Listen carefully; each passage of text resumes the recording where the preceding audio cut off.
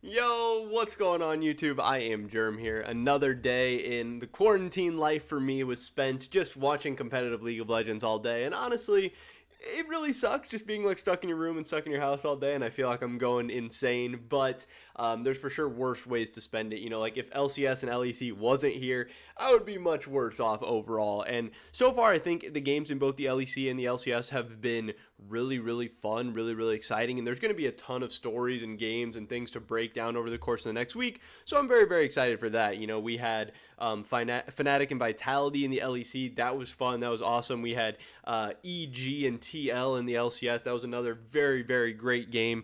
But in this video today, I want to talk about one issue that I've noticed popping up, and I'm not the only one. Everyone's noticing it popping up for the LCS that some people might not think is that big of a deal. Some people might think it's a big deal, and I just wanted to make my case for why, I'm a little bit worried for the LCS right now. So definitely drop a like if you guys do enjoy this video. I would appreciate that so much. Subscribe, stay up to date on all my latest content, and consider checking out the merch. First link in the description below and the boxes underneath. With that being said, let's get right into this one. So I'm very, very excited for the LCS in a lot of ways. Bjergsen is back. I think the LCS had a really, really good performance at Worlds last year, and I think overall the LCS got better in the offseason. I think the LCS sent 3 pretty good teams to Worlds last year who had 3 pretty good results. TL almost made out of groups, could have made out of groups. 100 Thieves almost made out of groups, could have made out of groups, and C9 did. And I think the 3 teams we'll send this year, if it is EG, 100 Thieves, and TL, maybe it's Cloud9, maybe it's TSM. If they prove to be better than one of those 3 teams, then great. I think we're going to send 3 really, really good teams, and overall 3 even better teams than we sent last year. Again, we got some really, really great players. We have some young, exciting players like Jojo, Pune, and Danny. We have Bjergsen. We have Inspired coming over. We have just a ton of talent in the LCS. I think it's a great time to be an LCS fan, and again, it delivered so far. EG against TL was a very, very good game. I think it was a decently high-level game. But one thing that is very, very problematic that people have been talking about so far, and this isn't super, super surprising, Gilius tweeted out, but then he then deleted it. I don't know why he deleted it, if he just deleted it because he felt bad, or he got his answer, or somebody told him he should delete it, or whatever, but he tweeted out why is no one watching the LCS right now? And I said, for fun tournament with Academy rosters, plus it's LCS. And, that got 29 likes. It was a stupid tweet, and it's not entirely why. But first I wanted to go into the numbers a little bit. So the LCS lock-in in 2021 was a big success for the LCS. The LCS was trying to tell us, hey, the LCS lock-in increased viewership by, I don't know if it was 20, 30, 40, 50%, whatever it was. And there were some reasons for that. Spring split, this was comparing it to 2019 spring split, 2020 lock-in, increased viewership X%. I don't know, some double-digit percentage. And it was kind of an unfair comparison because most people know spring split doesn't really matter anyway. So not a ton of people tune in for spring split. It's not ever that exciting. Also, it was the first ever lock-in, so people wanted to check it out, and also it was a competitive tournament, which to most people sounds better than just regular season best of ones. So this was a smash hit. Peak viewers was 370,000, and that was for the finals. But even during group stage day 1 and 2, 344,000 viewers, 317,000, 310,000, 306,000. This was just really, really good viewership. And then people were hoping, a couple weeks ago, we were hoping, hey, hopefully 2022 lock-in, hopefully it does comparable to this. Maybe it'll even do better than this, since everyone had a ton of fun watching lock-in last year. And it's the first time to see Bjergsen back. It's the first time to see, this whole new TL roster, Bwipo, Hansama, Core, all this stuff. You get to see the new TSM roster. You get to see the new Cloud9 roster. But then obviously we got a ton of bad news about Academy teams playing, visa issues. Even for TL, you're not going to get to see Core or Hansama. You're not going to get to see the TSM lineup. You're not going to get to see C9. All of this stuff. And we've seen viewership just absolutely plummet. Last year we had an average of 209,000. Now, take for granted, obviously the bracket and the finals is going to be the biggest viewership, so some of these numbers might be a little bit skewed, but average of 209,000, and we're through 2 days of group stage. This is group stage day 1, day 2, 300,000, 300,000, 300,000, pushing 400,000. And this is what we have so far for 2022. The viewership is almost cut in half. Now, again, I get it. a lot of visa issues. It's academy teams playing some of the games.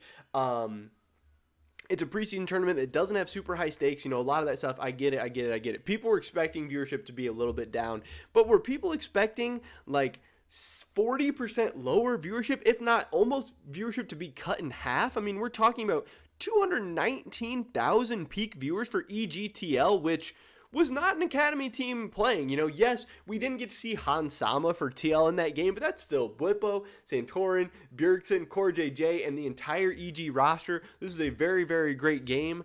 It was very, very entertaining. It was hyped up. People seemed excited for it, and we only got 219,000 viewers, and that's including co-streams. That's including YouTube. This is including everything. Nothing's being left out here. To me, this is very, very problematic. Now, I know there's going to be some people that are like, hey, this is just the academy rosters. It's just preseason tournament, whatever. Once we get to the start of the LCS season, it's going to be fine. Viewership's going to come back.